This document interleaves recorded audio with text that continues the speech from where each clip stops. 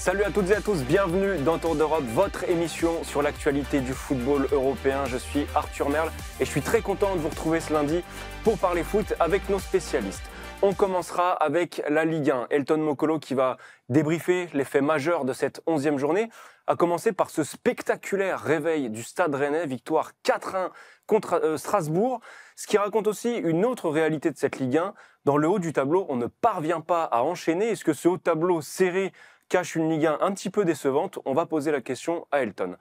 Ensuite, notre spécialiste du football allemand, David Lortolari, va nous rejoindre avec Elton pour parler de cet énorme choc, bien sûr, à venir mardi entre le PSG et le Bayern en Ligue des Champions. Le choc de ce début de saison pour les deux équipes. Qui est favori? Quelles sont les dynamiques? Évidemment, on va décrypter tout ça en long, en large, en travers.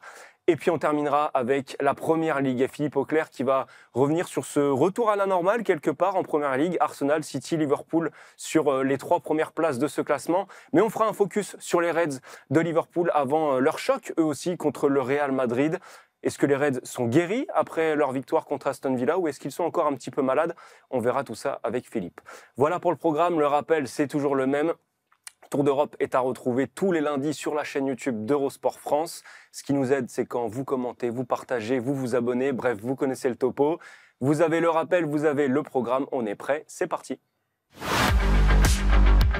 Allez, on démarre ce Tour d'Europe avec la Ligue 1 et on accueille Elton Mokolo. Salut Elton. Salut Arthur, salut à tous. Comment ça va? Est-ce que tu as apprécié ton week-end de Ligue 1? Écoute, il y a eu des choses intéressantes. Alors, c'était moins que le week-end où il y avait eu quand même 40 buts le week-end précédent, mais toujours est-il qu'on a apprécié parce qu'il y a eu quand même des moments forts dans cette Ligue 1. On va avoir le temps de revenir là-dessus. Ben justement, le moment fort, je pense, c'est cette grosse victoire du Stade Rennais. Enfin, la chance qui sourit un petit peu, je ne sais pas si c'est la chance ou le talent à Habib Beye et ses Rennais. Victoire 4-1 contre Strasbourg, une bonne bouffée d'air pour Rennes et finalement, même si on a été quand même critique sur le Stade Rennais d'Habib Beye, est-ce que ça ne vient pas récompenser une dynamique de fond où il y avait quand même un peu de cohérence? Oui, ça récompense une dynamique entrevue depuis plusieurs matchs. Bon, il y a eu quand même la défaite contre Nice la semaine dernière. Mais toujours est-il que pour Rennes, par rapport à tout ce qu'ils ont pu montrer sur les 4-5 derniers matchs, je rappelle, Rennes, c'est quand même une équipe qui, sur ses 11 matchs de Ligue 1, a quand même mené à 8 reprises. Ouais. Mais ils n'ont pas toujours été récompensés. Et là, on a eu le sentiment, Arthur, que les planètes étaient alignées à partir du moment où tu mènes 4-0 à la 60e minute. Ce qui est un peu rare, surnaturel même pour le Stade Rennais. Mais toujours est-il qu'à un moment donné, comme le disait Marcelo Bielsa, à un moment donné, tout s'équilibre. Et j'ai le sentiment que c'était sur ce match-là que Rennes a su être réaliste. Parce que, sincèrement, ça a été un match qui a été très ouvert. Strasbourg, il ne faut pas oublier, a aussi eu des occasions à 0-0, à 1-0, à 2-0. Mais toujours est-il que le réalisme a payé cette fois-ci pour le Stade Rennais et ça a été incarné par un Le Paul qui a été extraordinaire. Mais parler seulement de Le Paul, ce sera injuste envers le collectif rennais qui a été quand même brillant. Ouais, mais on est obligé quand même de faire un focus sur Esteban Le Paul parce que ce qu'il nous montre quand même depuis le début de saison, c'est qu'il est un attaquant d'instinct, un attaquant assez clinique. Il est, je crois, 2e meilleur buteur de Ligue 1 après cette 11e journée.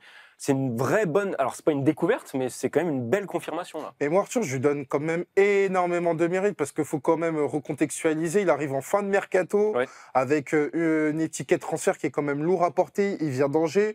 On pouvait se dire que la marche serait un peu haute pour Esteban Le Paul. Et force est de constater que dans ce marasme, il a quand même des statistiques qui sont très impressionnantes et qui ont été rehaussées par ce triplé. Et j'ai même envie de te dire, Arthur... il aurait pu mettre un quadruplé parce qu'à un moment donné, il y a Penders qui sauve une belle tête, enfin, qui fait une belle parade sur la tête d'Esteban Le Paul. Donc moi, je lui accorde énormément de mérite parce que j'ai le sentiment que même si Rennes a été en difficulté, reste encore dans la difficulté parce qu'ils sont encore 10e, Esteban Le Paul assume son statut. Parce qu'il y avait quand même Breel Mbolo qui arrivait cet été. Lui, il n'arrive pas à confirmer les attentes. C'est pire que ça, il déçoit. Alors qu'Esteban Le Paul, lui, il a quand même marqué 8 buts. Mbolo, c'est pas le seul à décevoir. Est-ce que la suite du Stade Rennais, ça va continuer de se faire avec en tout cas certains cadres attendus en marge, à savoir Seko Fofana, à savoir Ludovic Blas? Est-ce que la nouvelle réalité du Stade Rennais, c'est un Stade Rennais porté notamment par des jeunes aussi? Bah écoute Arthur, pour moi, c'est un match témoin pour le Stade Rennais dans ce qu'il peut faire, dans ce qu'ils sont capables de montrer sur un terrain. Et force est de constater qu'aujourd'hui, à l'heure où on parle, et peut-être que le football, et c'est d'ailleurs la beauté de ce sport, ça peut rapidement changer. le Stade Rennais est meilleur avec Jaoui Cissé, le Stade Rennais Mhm. est meilleur avec Meïté, le Stade Rennais est meilleur avec Le Paul. Et forcément, les cadres, notamment comme Fofana, comme Ludovic Blas, qui ont été écartés contre Toulouse, qui sont revenus. Mhm. Ludovic Blas est rentré en cours de match, mais à 4-0. Et ben aujourd'hui, le Stade Rennais est aujourd'hui meilleur sans eux. Alors maintenant, il ne tient qu'à eux de revenir dans cette dynamique, mais toujours est-il que moi, sincèrement, le 11 que j'ai vu hier, j'ai envie de le revoir sur la Mhm. continuité, qu'il n'y ait pas de blessure et qu'on voit un Rennes progresser et grandir dans ce championnat. Parce que sincèrement, on parle d'un Rennes qui est certes 10e, mais un Rennes qui a battu Marseille, l'Olympique Lyonnais et Strasbourg. 3 Européens, 3 candidats déclarés à la Ligue des Champions. Justement, on va parler de ces candidats à la Ligue des Champions, parce que ce match Rennes-Strasbourg, il raconte une autre réalité, celle de Strasbourg et de tous les autres prétendants à l'Europe, à savoir cette irrégularité. On a un haut de tableau extrêmement serré, donc d'un œil comme ça de spectateur, c'est très agréable, il y a du suspense toutes les semaines, il y en aura certainement jusqu'en fin de saison. Mais est-ce que cette irrégularité des gros et ce classement très serré ne cache pas une Ligue 1 un petit peu décevante? Je regardais, le FC Metz est la seule équipe à avoir 2 victoires de suite actuellement en Ligue 1. Est-ce que ça raconte pas que la Ligue 1 elle est un peu décevante quand même? Oui, là-dessus, Arthur, je suis d'accord. Pour moi, c'est l'arbre qui cache la forêt, ce classement resserré, parce que effectivement, à partir du moment où le PSG n'a pas fait un écart, on pourrait se dire que c'est quand même très bien pour le championnat. Il n'empêche que il n'y a pas cette fameuse régularité attendue et que voir une équipe remporter 3 matchs de suite, ça reste quand même une chimère. Alors oui, il y a eu l'Olympique de Marseille. Faut pas l'oublier qui a quand même fait 5 matchs de suite avec 5 victoires. Ouais. Ça, c'est vrai, ce qui lui a permis à un moment donné de reprendre la première place. Le même Olympique de Marseille qui, derrière, n'a pas gagné ces 2 matchs suivants avant de regagner bien évidemment contre Auxerre. Donc on a des équipes qui ne surperforment pas. On a des équipes qui peuvent performer, mais ça de manière ponctuelle. Et là-dessus, j'attends beaucoup plus de régularité, j'attends beaucoup plus de victoires pour avoir une Ligue 1 où la moyenne de points, elle serait beaucoup plus importante. Et là, le fait de voir le PSG, alors oui, c'est quand même normal que le PSG soit leader, mais un PSG qui est quand même, entre guillemets, pas à 100%, qui n'est pas dans la pleine mesure de ses moyens. On aurait pu penser qu'une équipe aurait pu en profiter. Le fait est que personne n'en profite et qu'aujourd'hui, le classement serré, attention, pour moi, c'est un classement qui est trompeur dans la mesure où, à partir du moment où il y a des équipes qui ont beaucoup d'irrégularités, encore plus dans un championnat à 18, et ben ça se voit et que pour moi, c'est pas forcément le meilleur des indicateurs. Tu disais personne n'a profité de ce début de saison un petit peu timide du PSG en Ligue 1. À qui est-ce que tu en veux le plus? Est-ce que nos regards sont obligatoirement tournés vers l'OM ou est-ce que tu aurais pu attendre aussi d'une autre équipe qu'elle se montre un peu plus mordante? Alors moi, mon regard sera tourné vers l'Olympique de Marseille. Alors attention, l'Olympique de Marseille, j'ai quand même dit ici que sur le dernier mois de compétition, c'était la meilleure équipe de Ligue 1 avant Lens. Mais oui, on aurait pu dire l'Olympique de Marseille parce que c'est quand même 11 points abandonnés sur ce début de championnat. Ouais. L'Olympique de Marseille performe. On aurait quand même espéré que l'Olympique de Marseille, sur une saison 2 avec Roberto De Zerbi, surperforme pour mettre de la pression sur le PSG. On peut aussi évoquer l'AS Monaco, mais l'AS Monaco, il y a des éléments de contexte, à savoir qu'ils ont changé d'entraîneur, mais toujours est-il que factuellement, ils étaient 2e mercredi soir, ils sont 5e. Donc tout ça, c'est le symbole de cette Ligue 1 où justement les classements sont très mouvants. Et du côté de l'AS Monaco, je me serais attendu à ce que, notamment sur cette saison, ils aillent un peu plus déranger le PSG. Donc moi, je pense davantage à l'Olympique de Marseille et Monaco, même si du côté des défenseurs et de Marseille et de Monaco, on avancera le fait qu'il y a eu des blessures qui ont pu impacter les 2 équipes, mais c'est la réalité d'un championnat. Et donc moi, c'est principalement envers ces 2 équipes qu'il y a un petit rappel à l'ordre. Welton, on a parlé de la Ligue 1. Là, on va être obligé de passer en mode Ligue des Champions et en mode PSG. Et on va accueillir avec nous David Lortolari pour parler du choc à venir entre le PSG et le Bayern. David Lortolari nous a rejoint, notre spécialiste du foot allemand. Salut David. Bon, d'abord, question Bundesliga. Est-ce que le week-end a été bon en Bavière et ailleurs?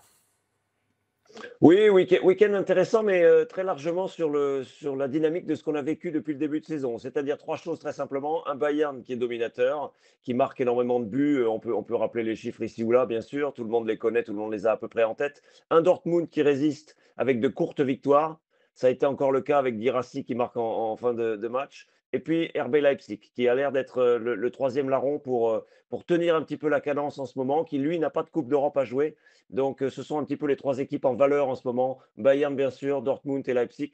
On retrouve quelque part les noms dont on a l'habitude. Mais Leverkusen, lui, est un peu en retrait. Bon, sans faire offense à ce très beau championnat qu'est la Bundesliga, évidemment, ce qui nous intéresse ce lundi, c'est ce choc de Ligue des Champions entre le PSG et le Bayern.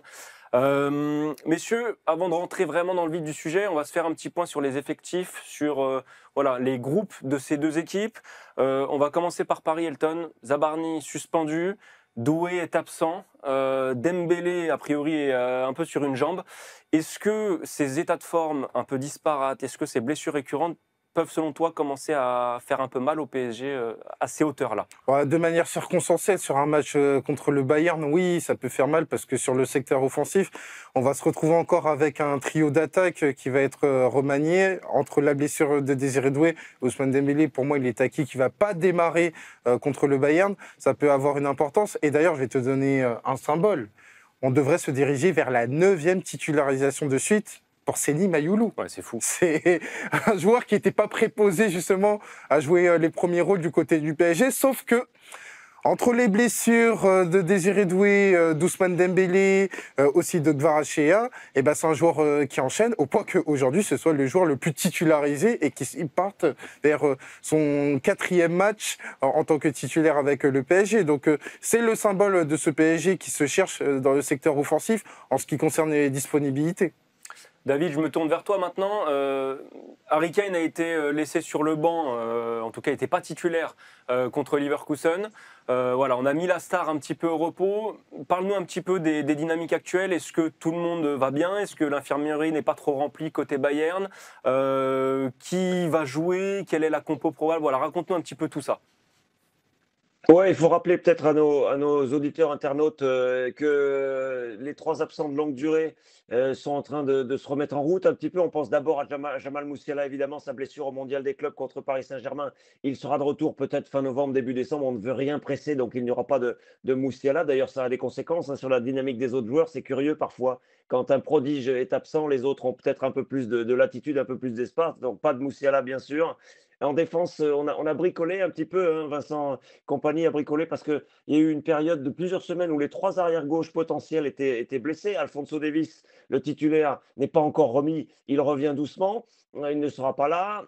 Hiroki Ito, qui peut le remplacer, le japonais qui a très peu joué parce qu'il a toujours été blessé depuis son recrutement, lui non plus n'est pas disponible. Et puis Josip Stanisic, qui peut faire le rôle d'arrière-gauche aussi, est de retour. Lui, on peut le retrouver. Il a joué quelques minutes récemment.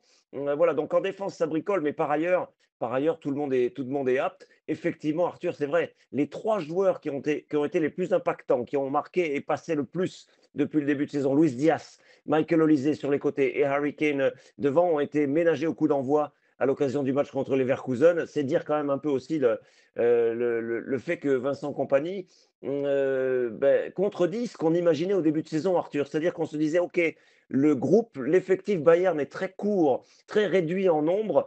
Il va falloir puiser chez les jeunes si on a des blessures. Et pourtant, contre entre guillemets, un gros de la Bundesliga, le champion 2024, Leverkusen, Vincent Compagnie se permet le luxe, et ça n'est pas de l'arrogance. Il a bien compris qu'il pouvait le faire, de laisser au coup d'envoi sur le banc des joueurs qui tous les trois devraient être quand même titulaires, hein, contre Paris Saint-Germain. On n'imagine pas que Michael Olise à droite, que Luis Diaz, le Colombien, à gauche, et que Harry Kane dans l'axe ne soit pas titulaire contre Paris. Voilà, donc les trois blessés que j'ai mentionnés, et puis la rotation effectivement que Vincent Compagnie a mis en route cette saison, qui est une nouveauté, parce qu'il ne se permettait pas cela la saison dernière. Il y avait vraiment un peu toujours les mêmes.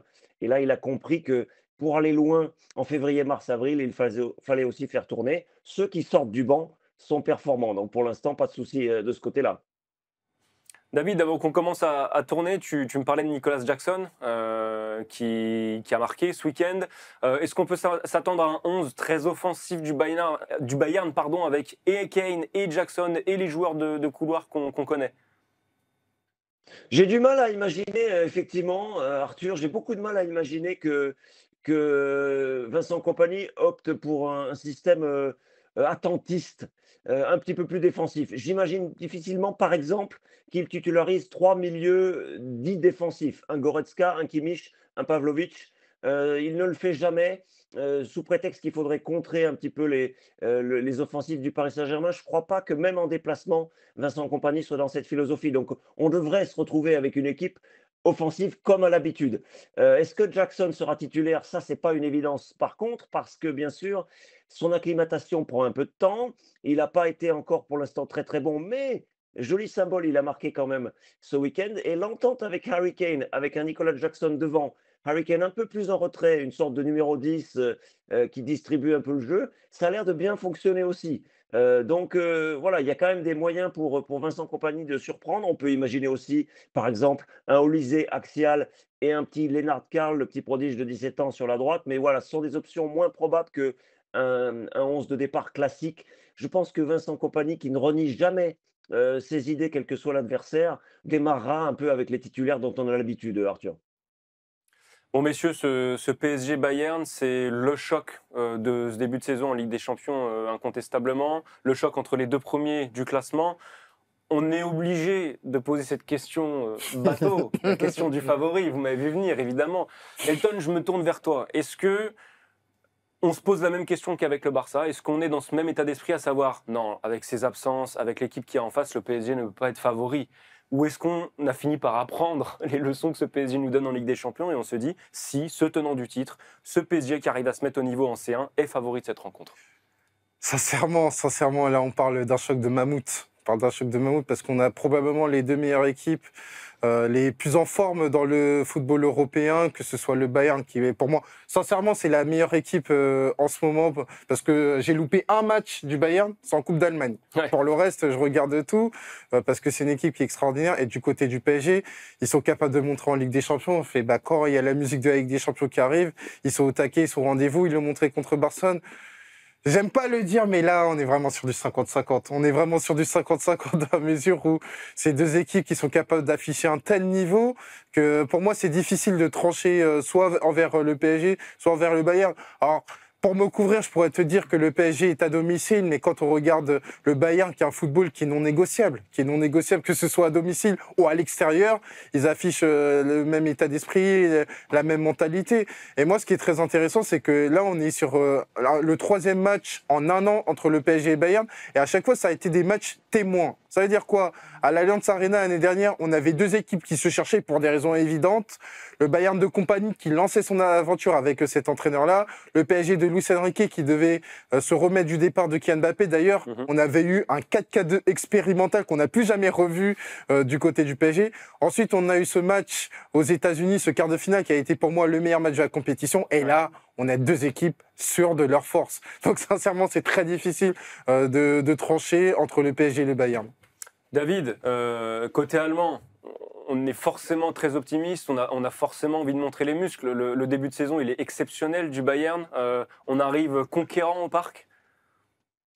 Oui, nous, c'est vrai que dans les médias, et Elton a raison de le rappeler, dans les médias, on aime bien se souvenir qu'il peut y avoir des ressorts de motivation, le match précédent, un mauvais tournant du match, une mauvaise tournure, un mauvais scénario. Je suis même pas sûr que Vincent Kompany joue sur cette fibre-là, parce que ce qui compte, c'est de continuer d'affirmer sa puissance, sa domination. Il a de plus en plus le sourire quand même, Vincent Kompany, hein. Quand on regarde au bord du terrain, en conférence de presse, il a toujours montré de la sérénité.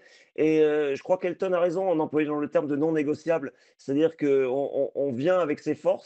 Alors, il y a quand même deux petites questions à poser. Est-ce que la défense, Upamecano, Ta, qui est la défense titulaire de cette équipe, Jonathan Ta, arrivé de Leverkusen, et Upamecano, est-ce que cette défense-là peut résister à des offensives très variées comme celle du Paris Saint-Germain? Ça va être forcément un point intéressant parce qu'ils sont meilleurs que jamais, ces joueurs-là, ensemble. Semaine après semaine, on sent que ça s'améliore, que ça se stabilise, que ça devient vraiment très bien. Mais là, c'est le test ultime, quelque part, avec Paris qui trouve des solutions à peu près contre tout le monde quand il faut marquer des buts. Donc ça, c'est un peu le test. Et l'autre question, ça va être, est-ce que les cadres vont être capables de porter l'équipe?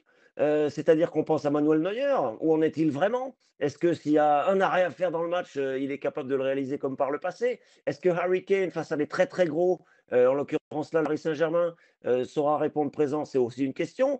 Et puis au milieu de terrain, ben voilà, les gens sont critiques vis-à-vis de Goretzka, Kimmich, en disant bon, c'est des sénateurs, ils sont là depuis longtemps. Est-ce que ces deux-là peuvent, à eux seuls, s'ils sont titulaires, maîtriser un petit peu aussi la belle cohésion et la belle maîtrise technique et tactique du PSG au milieu de terrain. Voilà quelques questions là, qui me viennent. Pour moi, le test, c'est quand même la défense du Bayern face à cette équipe du PSG, parce que la défense du Bayern, elle est beaucoup moins sollicitée en championnat, en coupe et dans les autres compétitions qu'en Ligue des Champions. Ça va être un vrai test pour ces deux-là. On les affirme meilleurs que jamais et on va voir face à l'attaque du PSG ce que ça peut donner. David, tu as parlé de tactique, on va y venir. Elton, je me permets de te zapper sur cette question parce que tu parlais de football non négociable. A priori, le PSG, c'est non négociable. Le PSG voudra le ballon. Est-ce qu'on est un petit peu plus ouvert d'esprit, entre guillemets, du côté du Bayern sur cette question? Est-ce qu'on sait vivre sans ballon du côté du Bayern? Je crois savoir que c'est quand même assez efficace sur les transitions. Ils ont marqué des buts en quelques passes, en quelques secondes cette saison. Est-ce qu'il y a un football un peu plus hybride du côté du Bayern éventuellement? Ben, je crois que oui. Alors, il faut voir toujours la qualité de l'adversaire. Mais on entend les coachs adverses dans les conférences de presse qui précèdent les matchs, qui disent tous à peu près, on va avoir nos moments. Certes, le Bayern est impressionnant, l'une des meilleures équipes du continent, pas de problème, tout le monde le dit. Mais ils disent, on va avoir nos moments. C'est-à-dire, on doit pouvoir être capable d'aller dans la moitié de terrain, avoir le ballon. Et c'est ce qui se passe effectivement si on regarde le dernier match de championnat. C'est assez éclairant, me semble-t-il, Arthur. C'est-à-dire que le Bayern, certes, il est devant au score au moment des scènes dont je parle, mais il accepte de laisser le ballon pendant 10 minutes, un quart d'heure. Est-ce que c'est pour se refaire? Est-ce que c'est pour souffler? Est-ce que c'est parce qu'il sait qu'il est stable aussi en défense? Et l'adversaire a le ballon. Et il est stérile, il n'en fait rien. Il y a très très peu de ballons qui arrivent dans la surface finalement, qui arrivent à Manuel Neuer, même si l'équipe adverse le possède pendant un moment. Ça a été le cas ce week-end 2, 3 fois sur voilà, 10 minutes, un quart d'heure. Ça a été le cas sur d'autres matchs aussi. Il me semble, mais on va voir face à un adversaire de top niveau, il me semble que que le Bayern accepte aussi de changer un peu de rythme, de laisser le ballon pour, voilà, pour se refaire un peu, peut-être sur le plan physique, pour souffler. C'est une équipe qui court énormément. Ça, c'est une nouveauté vraiment cette saison avec Vincent Kompany. C'est l'équipe qui court le plus en Bundesliga. Ça surprend beaucoup hein, parce qu'on se dit l'adversaire va courir, va s'essouffler pour avoir le ballon. En fait, c'est le Bayern qui fait beaucoup les efforts. Et donc, il est capable aussi de laisser le ballon. Il va y être contraint, hein, forcément aussi en partie, Arthur, contre le PSG. J'ai la sensation qu'il est plutôt armé pour résister à un adversaire qui s'octroie la possession. Elton, tu disais que tu avais aussi énormément regardé le Bayern Munich cette saison. Par rapport à ce que tu as vu de ces deux équipes-là, sur quoi Paris doit appuyer? Quelles sont les failles éventuelles que tu as pu déceler dans ce Bayern par rapport aux forces parisiennes? Alors sincèrement, c'est difficile de trouver des failles à ce Bayern, tant il est complet, tant il est compétitif. Mais ce que je pourrais dire du côté du PSG, c'est qu'il doit avancer avec sa feuille de route habituelle, cette idée de faire voyager le ballon dans le camp adverse, de faire courir l'adversaire, notamment à travers ses permutations, ses rotations qui font énormément de mal aux adversaires. Bon, on l'avait vu contre le Barça, on l'a vu aussi contre les Leverkusen dans une configuration où il y a eu un 10 contre 10 et le Leverkusen n'a jamais su gérer, alors pas cette infériorité numérique, mais cette égalité numérique plutôt inhabituelle. Donc ça, c'est la force du PSG avec cette capacité à amener du monde dans la surface adverse. Et d'ailleurs, c'est éloquent en Ligue des Champions. On parle d'une équipe qui a marqué 13 buts en 3 matchs. Donc ça veut dire beaucoup de choses. Ça veut dire que le PSG, contrairement à la Ligue 1, où là, pour le coup, c'est quand même inhabituel, le PSG n'est que 5e attaque de la Ligue 1. Là, en Ligue des Champions, alors peut-être parce que c'est la Ligue des Champions, parce qu'il y a une meilleure concentration, cette idée que c'est des matchs qui sont beaucoup plus durs, et ben le PSG est beaucoup plus attentif, mais toujours est-il que le PSG doit être capable justement de dire au Bayern qu'ils vont les faire courir, ils vont faire voyager le ballon, et donc faire reculer le Bayern. Donc pour moi, ça va être l'enjeu le plus important, et notamment solliciter cette défense qui a quand même montré beaucoup de progrès du côté du Bayern. Je voudrais quand même terminer sur un homme dont on a un petit peu parlé, mais on est obligé de s'attarder sur lui, c'est évidemment Harry Kane. David, tu disais qu'en Allemagne, on se demandait si Kane allait être capable de se mettre au niveau de ce genre de match. Est-ce que c'est vraiment une question qu'on se pose avec le début de saison qu'il réalise, ou est-ce que ce Harry Kane-là, avec ses chiffres absolument exceptionnels, il donne envie au Bayern d'être archi confiant en arrivant au parc? Non, tu as raison, on est sur la seconde option, c'est clair. On pourrait se dire: «Oh là là, c'est effrayant» parce qu'il fait tout. Il revient défendre à 80 mètres du but adverse, il repousse de la tête sur les corners. Alors ça, c'est ce qu'on demande, bien sûr, à des attaquants qui ont un fort jeu de tête, qui sont confort dans ce secteur de jeu. Mais il montre l'exemple sur toutes les zones du terrain. Tout le monde l'a constaté. On le connaissait un peu comme ça, bien sûr, à Tottenham. Mais là, il y a en plus de cet effort-là, participer au jeu, être le premier relanceur, se précipiter aussi dans la zone où ça fait mal, parce que ça, il est très très fort pour ça. En plus de ça, il y a la précision du geste. Le geste juste, il y a quoi? Il y a une passe ratée par match de Harry Kane, alors qu'il est toujours avec des défenseurs sur le dos, etc. Donc non, non, c'est très impressionnant. Je disais ça en souvenir d'autres attaquants dont on a pu poser la question face à des top équipes. Est-ce qu'ils sont capables de dérouler comme ils le font face à des équipes moins fortes? Je pense par exemple à Ibra quand il était au PSG ou à d'autres. Il y a d'autres exemples comme ça. Est-ce que ce sont des porteurs de performance face aux meilleurs? Non, Harry Kane, me semble-t-il, est là-dedans. Et après, si ça n'est pas lui qui marque, parce que quand même, il y a eu des moments, des heures et demie ou 2 heures même où il n'a pas marqué, c'est autour que ça bouge tellement. On n'a pas signalé Gnabry aussi, hein, qui a fait un très très bon début de saison. Ça, c'est Vincent Kompany qui a permis peut-être à Gnabry de retrouver de l'optimisme, du temps de jeu, etc. Bravo à l'entraîneur pour ça. Et ça veut dire que toutes les options qu'on a mentionnées, avec Luis Diaz, avec Olysée, avec ceux qui arrivent de l'arrière aussi, Harry Kane peut servir de relais, en fait, dans certains matchs et dans certaines offensives. Si vous me permettez, messieurs, juste peut-être une petite faiblesse du Bayern dans le dos des latéraux. Parce que ce soit Leimer, que ce soit Sacha Boey quand il joue, et il joue de plus en plus aussi, dans le dos des latéraux, il y a peut-être de quoi faire. Pour le Paris Saint-Germain, je ne sais pas si ça correspond un petit peu au système de jeu et à la tactique que peut développer Luis Enrique, mais les latéraux du Bayern sont tellement offensifs que certes, ils se sont améliorés dans l'aspect défensif, mais il y a peut-être là à jouer, à chercher ces zones-là dans le dos des joueurs du Bayern, les joueurs des côtés, lorsqu'ils ont perdu le ballon. Voilà, c'est un petit fragment tactique peut-être qu'il faudrait pouvoir exploiter pour le Paris Saint-Germain. Elton, sur la gestion des 1 contre 1, on ne se fait pas tellement de soucis pour le PSG, notamment côté Nuno Mendes qui a mis à peu près tous les ailiers de top niveau dans sa poche ces derniers mois.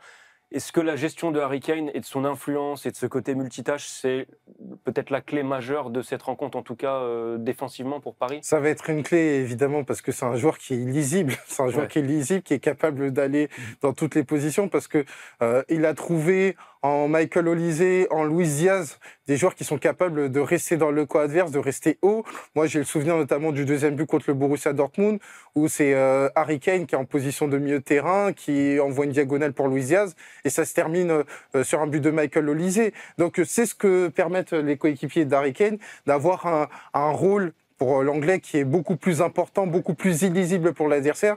Et là, pour le coup, c'est pas une question de positionnement individuel, c'est une question de positionnement collectif. C'est-à-dire, ça veut dire quoi? Ça veut dire quand Harry Kane, à un moment donné, il va dézonner, il va avoir une utilité pour le Bayern. Comment le PSG va réagir? Et là, pour le coup, j'attends pas seulement du milieu de la défense parisienne un très bon comportement, et j'attends surtout le milieu de terrain, avec notamment le travail d'harcèlement d'un João Neves, le travail d'un Vitinha, le travail d'un Fabien Ruiz, qui avait été précieux lors de ce fameux quart de finale au Mondial des clubs. D'ailleurs, c'est sur l'une des paires des balles d'Harry Kane qu'il y a le but de Désiré Doué, l'ouverture du score. Donc, c'est au PSG de reproduire la même chose, limiter cette influence globale d'Harry Kane pour se rapprocher de la victoire. Bon, messieurs, je crois qu'on a fait le tour, ou pas loin, on a à peu près tout dit de cette rencontre. Merci à vous deux pour vos analyses. Merci David, merci Elton. Nous, on va filer et rejoindre Philippe Auclair pour parler de Première Ligue, mais en tout cas, on a hâte de voir ce PSG Bayern mardi soir. Allez, on termine ce tour d'Europe du côté de la Première Ligue. Évidemment, on ne passe pas un lundi sans parler de ce qui se passe dans le championnat d'Angleterre. Salut Philippe, j'espère que tu vas bien, que le week-end a été bon. Quand on regarde le classement de Première Ligue, l'un des enseignements du week-end, c'est quand même cette espèce de retour à la normale. Arsenal est toujours en tête, mais City et Liverpool le suivent au classement. Voilà, retour à la normale du côté de la Première Ligue. Presque, parce que Bournemouth c'est quand même toujours dans la course avec le même nombre de points que Liverpool, mais c'est vrai, on retrouve les... Et ensuite, tu aurais pu ajouter et Tottenham et Chelsea en 5e et 6e position, et Sunderland qui sort du top 6. Donc, et même Manchester United qui commence à remonter. Donc oui, c'est vrai, les choses rentrent un petit peu dans l'ordre. C'est pas un championnat aussi serré que la Ligue 1, c'est pas souvent que je te dis ça. Mais c'est vrai que les choses rentrent dans l'ordre, avec Liverpool, bien évidemment, qu'on attendait au tournant, parce que 4 défaites consécutives en championnat, c'était quasiment unique. Et on attendait donc la venue d'Aston Villa à Anfield pour savoir si jamais l'équipe d'Arne Slot, dans quel état elle se présenterait, en tout cas pour la Ligue des Champions. Et on a eu un élément de réponse, à savoir que au moins ils ont gagné. Ouais, on va dérouler un peu plus. Excuse-moi Philippe, je te coupe, on va dérouler un peu plus en détail ce qui s'est passé du côté de Liverpool. On se fera un bon focus sur le match à venir contre le Real Madrid dans la foulée. Si ça ne te dérange pas, on va d'abord parler d'Arsenal. On en a déjà parlé la semaine dernière. On était plutôt optimiste sur le fait qu'Arsenal puisse croire en ses chances de titre, c'est un euphémisme. Arsenal continue de gagner et Arsenal ne prend toujours pas de but. Je crois que ça fait 7 matchs, toutes compétitions confondues, que les Gunners ne prennent pas de but. C'est tout bonnement hallucinant ce qu'ils proposent les Gunners défensivement, là. Totalement. C'est en fait, je crois, au niveau du nombre de buts encaissés après 10 journées de championnat, on n'a jamais vu ça. C'est aussi simple que cela. Et une nouvelle fois, et en déplacement, ils ont prouvé leur solidité. Avec en fait des équipes, non seulement ils ne prennent pas de but, mais ils concèdent très peu d'occasions de tir. Quand on joue contre Arsenal, on n'a même pas l'occasion de tirer au but. C'est-à-dire que le jeu, ils arrivent à stopper, casser le jeu de leurs adversaires avant que les adversaires soient en position de les mettre en difficulté. Et ce qu'on a vu en particulier en première période à Burnley était absolument magnifique en plus. Parce qu'il n'y a pas toujours eu la manière cette saison. Il y a eu des moments où des matchs assez difficiles, assez compliqués. Alors bien évidemment, c'est toujours sur des coups de pied arrêtés que la situation se débride un petit peu. Là, c'est Gyökeres, au passage, qui fait un match, une première mi-temps absolument fantastique, qui profite de l'occasion sur ces corners délivrés par Declan Rice avec tellement de vices. Mais aussi, on a vu dans le jeu, ils se sont créés énormément d'occasions. Ils auraient pu terminer cette première période avec 5 ou 6 buts à leur crédit, à leur actif. C'était franchement impressionnant et je crois qu'en fait, c'était au niveau de la performance, probablement les 45 minutes les plus abouties qu'on ait vu d'Arsenal. Alors certes, contre un promu, mais qu'on ait vu cette saison d'Arsenal en championnat d'Angleterre, parce que quand même la performance contre l'Atlético de Madrid en Ligue des Champions était absolument exceptionnelle. Mais tu as vraiment l'impression, excuse-moi, malgré les problèmes de blessures qui continuent, je vais y arriver, et malgré mon chat dans la gorge, tu as l'impression, malgré ces blessures, que Arsenal est dans une dynamique en ce moment. Tu ne vois pas très bien qui peut la stopper en ce moment. Mais le seul problème, encore une fois, les blessures, le club tient au secret médical, c'est moins qu'on puisse dire. On sait très peu de choses sur l'état de santé des joueurs qui sont obligés de quitter le terrain. Là, c'était le cas de Zubimendi et de Gyökeres.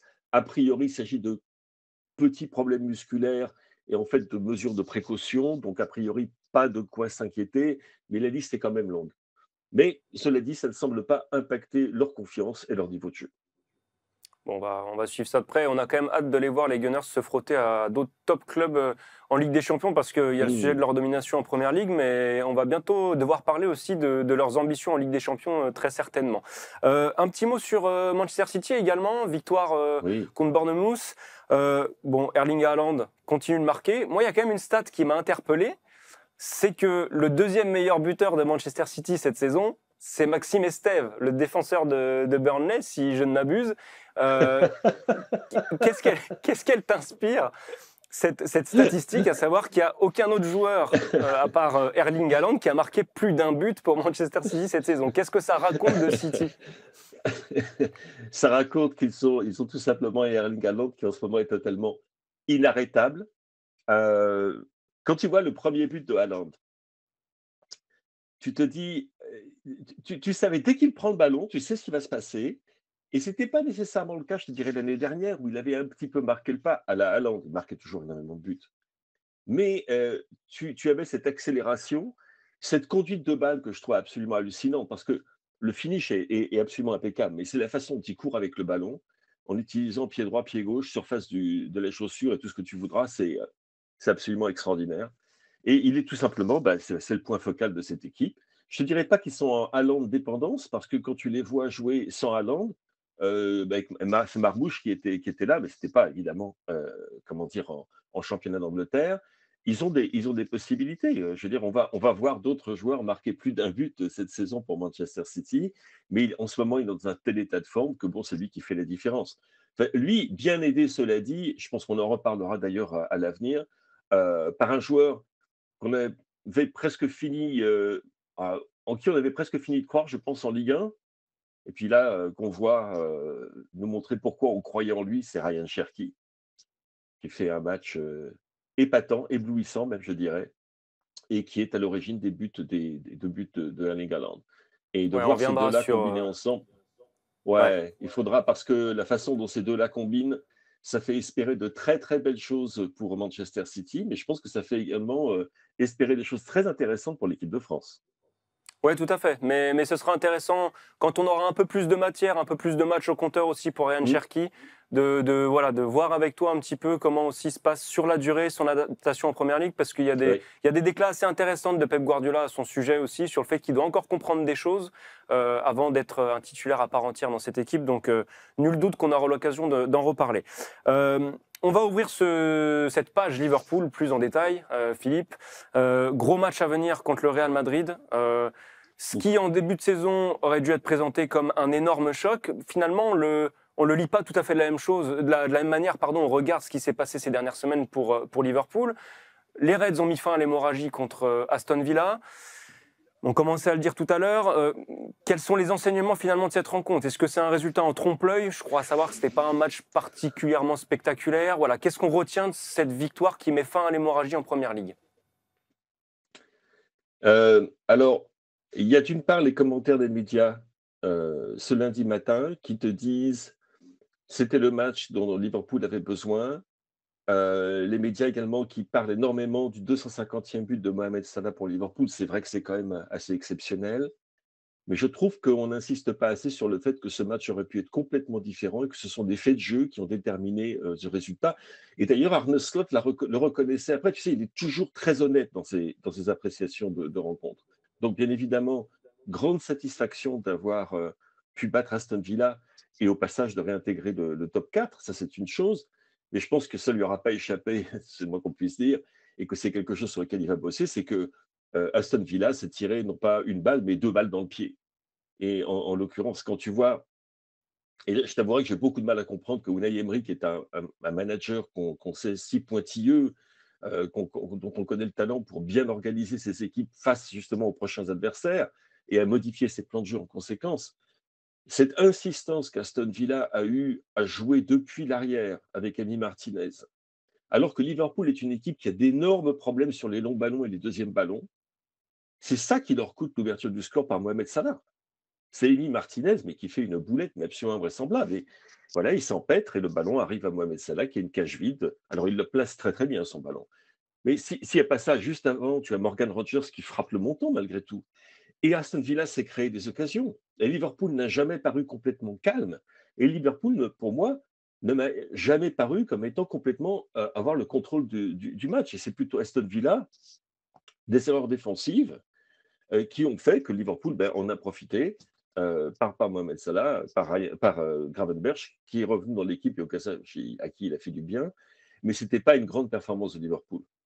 Et le fait qu'il n'ait pas encaissé de but, ça, je crois que c'est la chose qui lui plaira le plus à Arne Slot, et est un petit peu en trompe-l'œil, parce qu'Aston Villa s'est créé des occasions, parce que Aston Villa a trouvé les montants du but de Mamarchvili. Donc, c'est pas une performance qui, quant à moi, me rassure complètement. Les insuffisances défensives de Liverpool sont toujours là, sont toujours visibles.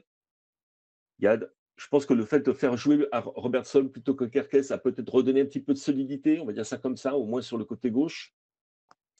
Mais franchement, c'était bien, c'est du soulagement, c'est l'espoir que ça soit un début je veux dire, de retrouvailles avec la forme pour Liverpool, mais de voir en cela la preuve que Liverpool, ça y est, c'est terminé, on oublie ce passage à vide. Non, pas du tout. Il y a encore des déséquilibres, il y a encore des choses qui ne fonctionnent pas à 100%, et puis il y a des absents aussi du côté de Liverpool.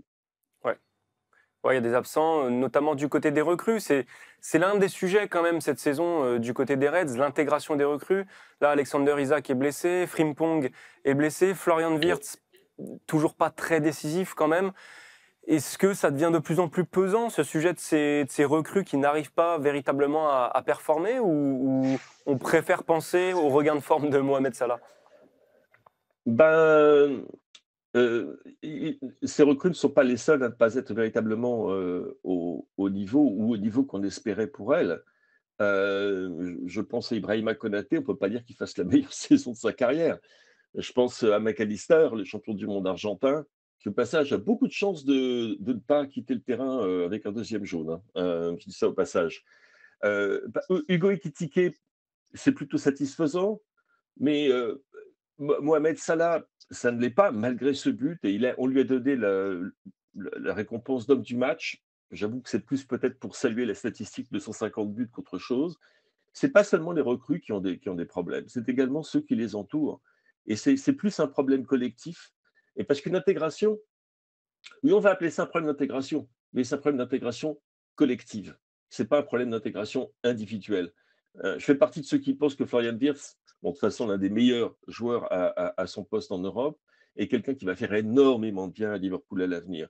Mais je ne pense pas qu'ils sont en ce moment en train d'utiliser les mêmes partitions pour chanter. Et quand tu as un chœur qui se met ensemble et qui chante depuis 4 ou 5 partitions différentes, le résultat, c'est un peu une cacophonie quand même. Hein. Et c'est un peu ce qu'on a en ce moment à Liverpool, plutôt que des problèmes d'adaptation individuelle qui existent, dans le cas de Kertész, par exemple, dans le cas d'Alexandre Isak, qui n'a pas eu de pré-saison, c'est vrai, mais c'est surtout un problème collectif. Donc le cas, pour préciser un petit peu sur Mohamed Salah, c'est un peu à l'image de ce Liverpool, à savoir son but et ses 2 derniers buts sur ces 2 derniers matchs sont un petit peu l'arbre qui cache la forêt. On n'a pas encore le Salah qu'on aimerait avoir du côté des Reds.